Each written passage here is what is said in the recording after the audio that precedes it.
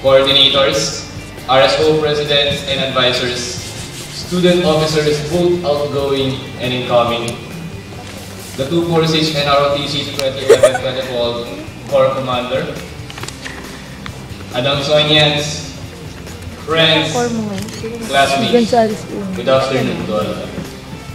Today, we have finally come to the closing of the curtains. After a year of struggles, stresses, headaches, and even heartaches. Stresses, headaches, and even heartaches.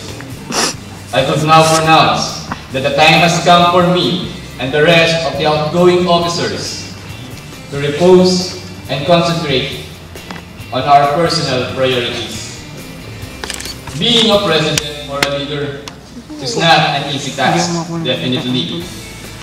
The officers had to transform the normalcy of their usual performance to a higher level, since we are not only thinking for ourselves, but for the sake of the studentry of our university. Never have I imagined I would make it successful. And I am not interjecting that I have been, because it is not up to myself to determine me, but the people. Greatest people in history have said that it takes one dignified and marvelous man to become a leader. Some uttered that being a leader is being a follower. Others argued that leading is listening. All I have mentioned are true, but to ponder. What does it really mean to be a leader? An Adamsonian leader, to be exact. Let me share with you the pieces of puzzle that have composed myself today and fathom if I have been a true-blooded Adamsonian leader. In my incumbency as president of the student government, it is blatant that I have had the most extreme roller coaster ideas along the way. There were those dreadful times when I was oblivious of the system, and at one point, I became prudent with the words and actions I derived.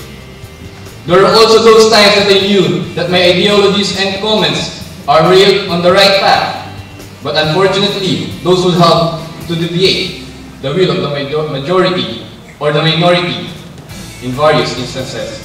But nevertheless, I have had more blissful experiences as the leader of the student body. Those times when I have stood up for my decisions that are primarily aimed at promoting the students' interest. When I swerved the gushing current of my critics with dignity and integrity. When I have conceptualized, modified, implemented, and regulated the stipulated rules of our Constitution. And of course, when I have adhered to the will of God that is purely focused on the flourishing of the human soul. I want to present to you a very, very memorable scenario. It is vivid in my mind that there was a time when I shed tears because of groaning blame and shame due to overlapping events. I almost dug mud for my own graveyard then. I never knew that it would come to a point that I will also fall down to my knees and ask for a more spacious area to rethink my decisions. That was another realization, that even though you have the best plan for the majority, there will be a time that the people would lambast you by direct and indirect ways. However, that only imposed that even an unshakable man as I am is susceptible to these negativeness.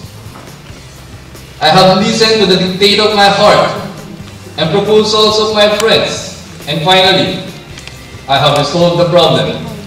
Hence, the comforting messages and intellectual proposals of my close friends and officers have been beneficial on my part as I went on with my sojourn up to this day.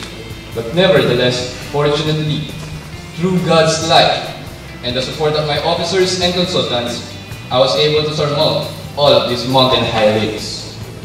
As president, I have never been authoritative. I have always considered the suggestions of my slate and weighed as to whether their utterances were commending or objectionable. I I am not omniscient, and there would never be one in any of the lifetime this universe could ever have. And because of this realization, I have come to the state that I entertain all possible solutions and resolutions with our endeavors as a student body. I have not only followed my injunctions, but as well the rules of our alma mater, our constitution, and the commandments of God. By this, I was enlightened on how I should and would face each and every encumbrance I love. Because of that, I would like to give my utmost respect and gratitude to the people who have influenced me to become the person that I am today. Baka sila pa umiyak na yan, hindi ako.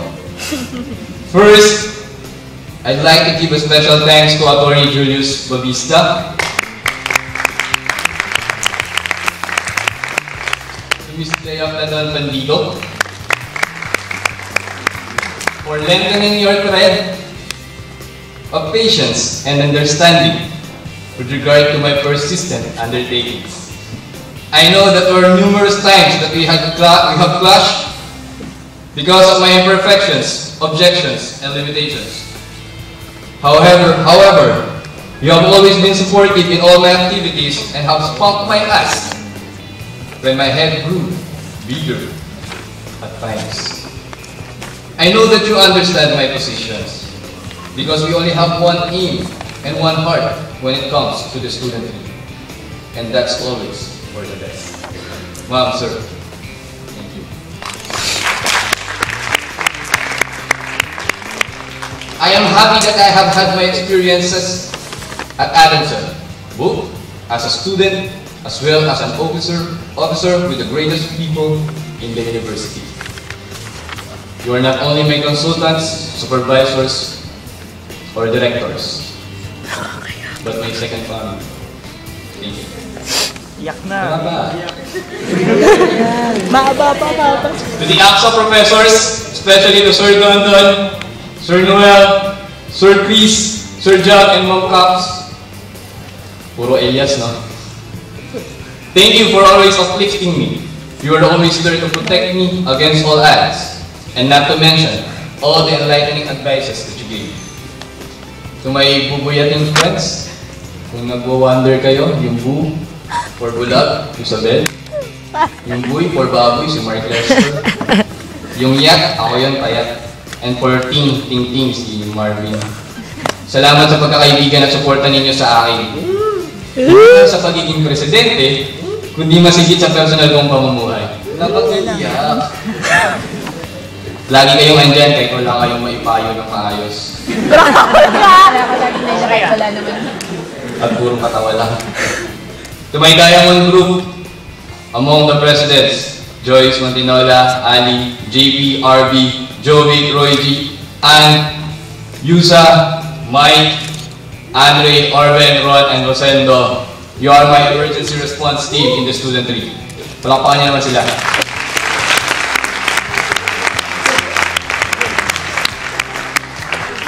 Kapag kinakailangan ko na ng magtatrabaho, nanggaling sa puso at walang kapalit, guys, you are always there.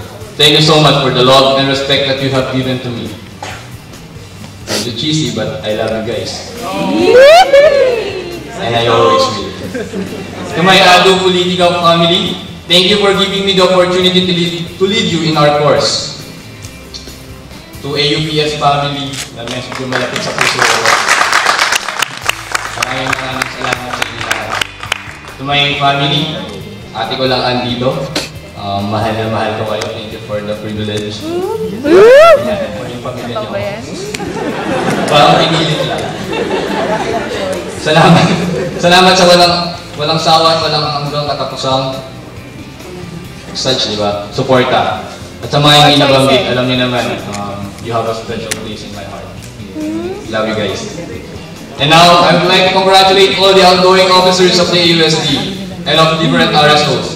I know that we all have done excellent jobs this year. I thank you for being supportive to the projects of the AUSG. And I hope and pray that you would still remain humble and helpful, even if most of us are already graduating. Please entail with you all the experiences and learnings you had in this university as you dwell on an overwhelming situation outside the school. Always bring to you the heart of a humble Adamsoinian. May God always bless you. I have no more kilometer stories to tell you because I want this day to be both sentimental and joyous for all of us. Although I am pressing forward to obtaining my dreams in life, I must always look back on the momentous events that presently constituted the overhauled me. I am in Nirvana today as I step down from the presidency with pride and dignity, because I know that I have performed my duties and tasks responsibly and at the most of my physical and mental capacities. My dear incoming officers, earlier I have mentioned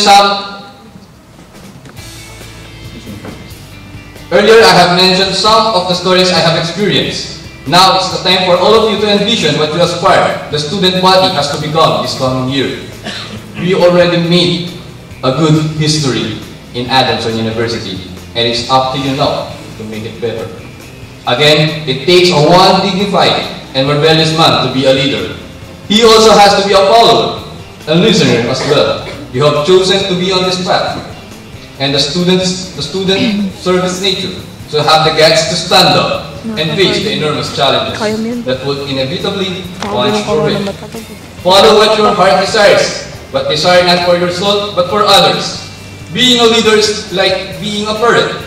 You need not feed yourself if what you will feed is just enough for your feed. Kagaya ko, nagugutom ako lagi, di ba? Let the student feel important because we are. Many people will try to control you, will try to laugh you, will try to put you down, and will try to make your leadership unsuccessful. Always remember this.